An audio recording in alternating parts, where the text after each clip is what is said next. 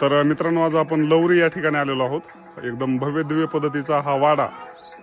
तर खरं म्हणजे वाडा नसून या ठिकाणी जहागिरी चालत असायची, जे की केज या ठिकाणी अगोदर तालुका नव्हता निजाम काळामध्ये. त्यावेळेस या ठिकाणी आपल्याला संपूर्ण गोष्टी या ठिकाणावरूनच झालेल्या आढळायच्या.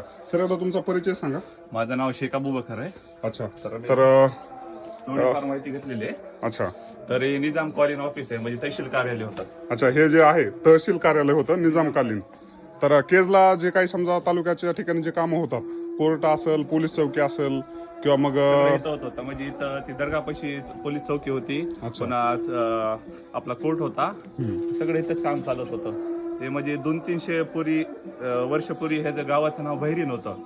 बहिरीन नाव होतं. पुन्हा चेंज म्हणजे मुघलकालीन होतं. पुन्हा लहरी झालं आणि पुन्हा आता लहुरी आहे गावाचं नाव. क्या बात आहे. तर बराच जुना इतिहास तुमच्याकडून आपल्या प्रेक्षकांना आज ऐकायला भेटत आहे.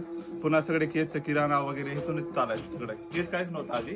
अच्छा. तालुका लेवलचं गाव होतं. आपल्याला मित्रांनो या ठिकाणी खूपच जुनी माहिती भेटली. ते म्हणजे लवरीचं जे जुनं नाव काय होतं.